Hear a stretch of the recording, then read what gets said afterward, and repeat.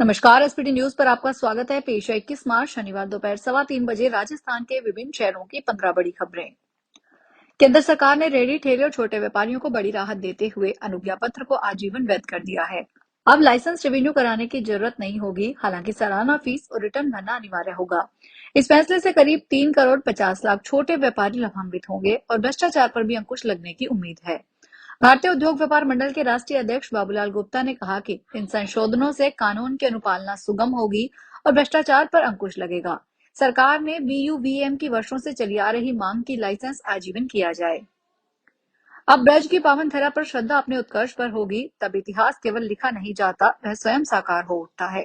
शनिवार को ऐसा ही अलौकिक और अविस्मरणीय क्षण देखने को मिला जब राष्ट्रपति द्रौपदी मुर्मू ने अभेद सुरक्षा घेरे के बीच पूर्ण विनम्रता, आस्था और परंपरा के साथ गिरिराज महाराज की परिक्रमा कर ब्रज की आध्यात्मिक महिमा को चरण तक पहुंचा दिया। परिक्रमा का शुभारंभ दानघाटी मंदिर से हुआ। यहाँ राष्ट्रपति ने गिरिराज जी का पंचामृत से अभिषेक कर विधि विधान से पूजा अर्चना की। दीपू पुरोहित और कुलदीप बाबा के सस्वर मंत्रोच्चारण से वातावरण दिव्य ऊर्जा से अनुप्राणित हो उठा। राजस्थान में खजूर की खेती में गलत पौधों के इस्तेमाल का मामला सामने आने के बाद सरकार ने बड़ा फैसला लिया है। अब जिन किसानों को गलत पौधे मिले थे उन्हें नए सही पौधे दिए जाएंगे, साथ ही प्रभावित किसानों को मुआवजा भी दिया जाएगा। दरअसल राष्ट्रीय कृषि विकास योजना के तहत खजूर की हाईटेक खेती को बढ़ावा देने के लिए किसानों को दिए गए टिश्यू कल्चर पौधों में गड़बड़ी सामने आई थी।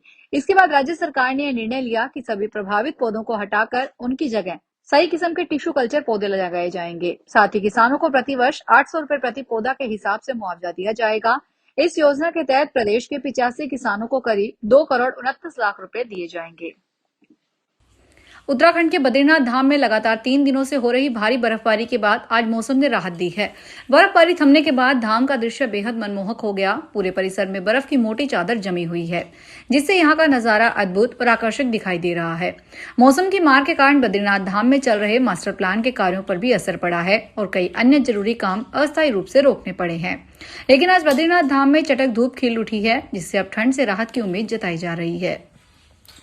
चूरू में खेत में बकरियां चरा रहे दूलाराम प्रजापत पर मधुमक्खियों के झुंड ने हमला कर दिया। गंभीर हालत में ग्रामीणों ने उन्हें निजी वाहन से डीबी अस्पताल के इमरजेंसी वार्ड पहुंचाया। ग्रामीणों ने बताया कि बछरारा बड़ा निवासी दूलाराम प्रजापत खेत में बकरियां चराने गए थे। चाय बनाने के बाद जब वह झोंपड़े के अंदर थैले में रखा सामान लेने गए, तभी झोंपड़े में मौजूद मधुमक्खियों के झुंड ने उन पर हमला कर दिया।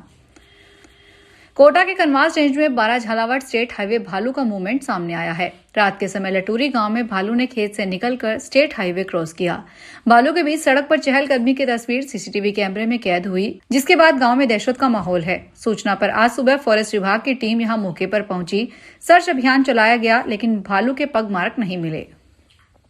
बीकानेर में बारिश और ओलावृष्टि से फसल खराब हुई और कई गांवों में 90% तक नुकसान हुआ। वहीं इसबगोल, गेहूं और चना की फसल प्रभावित हुई और कांग्रेस ने गिरदावरी व मुआवजे की मांग उठाई है।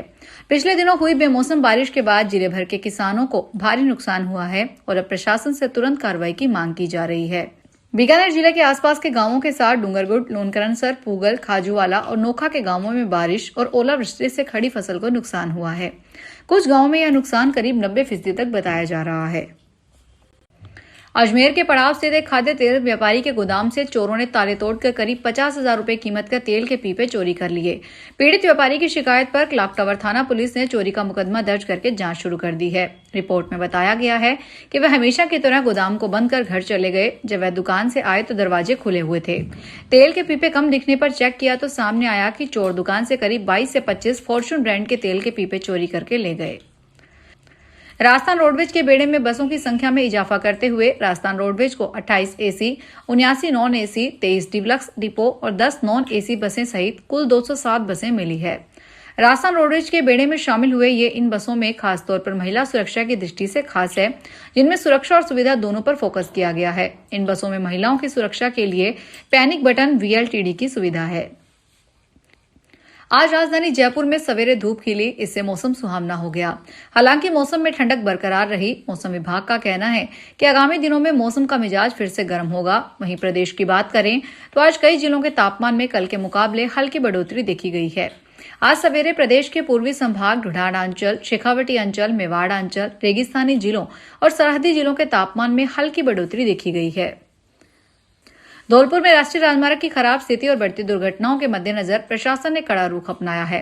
जिला कलेक्टर श्रीनिधि बीटी और पुलिस अधीक्षक विकास सांगवान ने सिटी सीओ कृष्णराज जांगीड़ और एनएचएआई की टीम के साथ हाईवे का निरीक्षण किया। निरीक्षण के दौरान राष्ट्रीय राजमार्ग पर कई अवैध कट पाए गए, जिस पर कलेक्टर और एसपी ने कड़ी नाराजगी व्यक्त की है।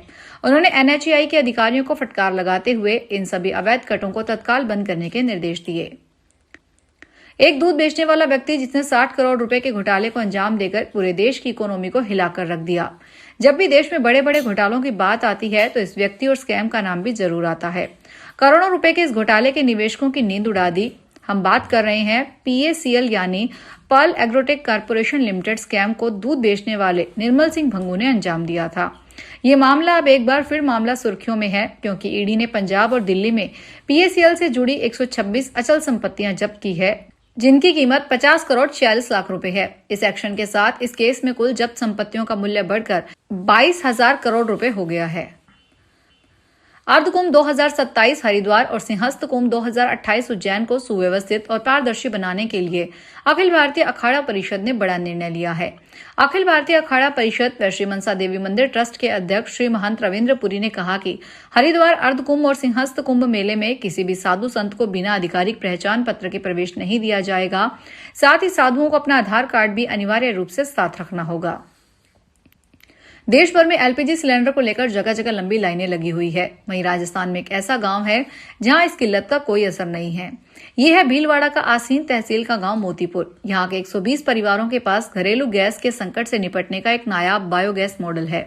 घर में बायोगैस प्लांट लगे हुए आज 3 साल से भी ज्यादा हो गए। इस दौरान एक भी LPG सिलेंडर घर लाने की जरूरत नहीं पड़ी। परिवार का खाना बनाना हो, पानी गर्म करना हो या दुधारू जानवरों के लिए पशु आहार बनाना हो, सारे काम इस प्लांट की मदद से हो जाते हैं।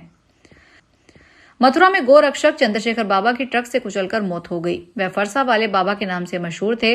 बाबा के एक साथी ने दावा किया है, शनिवार तड़के बाबा 2 साथियों के साथ ट्रक का पीछा कर रहे थे।